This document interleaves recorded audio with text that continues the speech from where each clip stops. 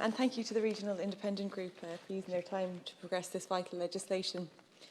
Every week, like I'm sure everybody is, I'm contacted by families deeply concerned about their child or family member with autism spectrum disorder who cannot access the therapeutic interventions and educational supports that they're entitled to. This is the key point.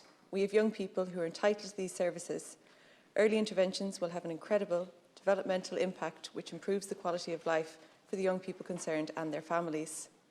The state is aware of these needs. The government is aware of these needs. The only thing missing is the will to provide these vital services. Over the past 2 weeks alone, I've met with several families at their wits' end. They're angry, concerned and exhausted. One child whose additional needs were first identified in August 2018 has been moved around between services, put on different waiting lists and had their file lost, but have been fortunate enough to belong to a family that were able to get private assessments.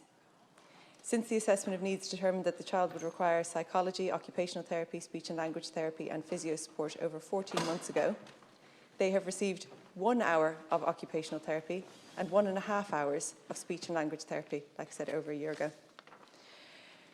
They were forced to get a private assessment for ASD, which, thanks to the incredible work for the family and local schools, the child started in early intervention classes. However, if the family had to rely on the public system, the young person concerned would still be waiting for a diagnosis and as a result would be inappropriately placed in mainstream classes and would not be getting these vital therapies. We all know the importance of early intervention. This, as you can guess, has come at considerable emotional and financial cost to the family, with one of the parents changing jobs and taking reduced hours to support their child, not to mind the knock-on effects on the rest of their life. A failure by the state to provide basic services forces all responsibility and obligations onto already overstretched families. In this case, the family are doing everything they can to get private support, but many other children don't have that option. Another child is in an early intervention class, but the parent is deeply worried about the lack of places in the junior and senior ASD classes in the school. Compounding this is an overall lack of spaces in the schools across all of Cork South West. There are more children in early intervention classes than there are places available in ASD classes.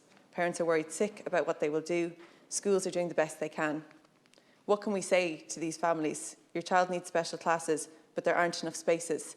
And Minister, just to give one example of this, like in a school, there's almost like the equivalent of the small room, the big room with the ASD classes. So there's like, 4 classes in one room, 4 classes in the next. In one of the schools, there's 2 places opening in the big room because 2 students are moving on. But there's 4 children who need a space going from the small room. And the parent has contacted every other school in the jurisdiction. You know how uprooting it is to move schools anyway. They're contacting schools over an hour and a half away. Every single one of them have a waiting list. There's a clear failure. Sorry? Let's call it what it is. It's a lack of action by the CENOs in that particular area. And I'd like to have that on the record.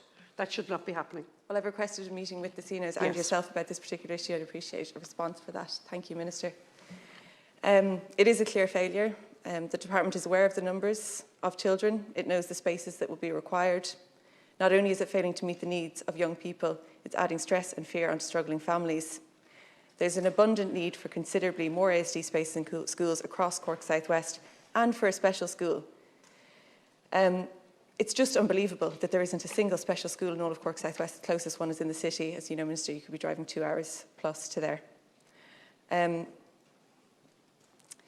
The government likes to talk about a rights-based approach to disability, but we actually have a budget-based approach. Services, therapies, classes are provided according to the budgets, not needs. This is the most sickening part. We know the need, we understand the need. The government, Department of Health and Education, the HSE are all aware. Being ignorant of an issue is one thing. Understanding the matter and scale and not providing the interventions is negligent and discriminatory. This right now is yet another state scandal. The problem is it is a slowly unfolding disgrace consisting of waiting lists, referrals and promises of change down the line. It is wrong being perpetuated against exhausted families who do not have the energy for another fight. This bill is essential. I can't overstate the importance of the immediate passing of this legislation. It's aimed at addressing the inconsistencies and the availability and types of services for children and adults with ASD. It provides for the development and implementation of a cross-departmental multi-agency autism spectrum disorder strategy which can meet the needs of persons with ASD throughout their lives. While I've given examples of children with ASD, We need services that support people at all life stages, especially as our understanding of ASD evolves. This is about mechanisms for employment, for housing, and for assuring families that adults with ASD can live full, independent lives. This requires strategies and approaches that can respond to the complexity of autism and plan for the services needed. The bill allows for the necessary coordination and strategic services. I had hoped this was an issue we could all agree on. We are aware of the urgent need. All of our officers are contacted about this regularly, and yet the government seem determined to delay. Minister, your motion to push back the reading of this bill for a second time by 1 year is unacceptable. Not only is it morally wrong, it is deeply insulting to the people concerned and their families. These children and adults whose lives are spent on different waiting lists and whose services are consistently delayed are being told that the ASD Bill 2017 is going to be pushed back for another year. It's just unbelievable. And I heard what you said earlier about, waiting to see other things unfold. These people have been waiting long enough. This bill is essential now. And to be honest with you, if the government had brought it in 2017, myself and other deputies in this House would have supported it. So it's disingenuous to say that we don't want to support it. We really, really do. Then why are you delaying it by another year? Sorry. Just, it is Deputy Curran's speaking time, so sorry, Minister. Deputy Curran's. However, this seems to be a standard approach from the Department of Children, Equality, Disability, Integration and Youth. The bill is being delayed on the excuse that the Autism Innovation Strategy must be developed and implemented. A similar approach is being taken with the optional protocol on the UN Convention of the Rights of People with Disabilities.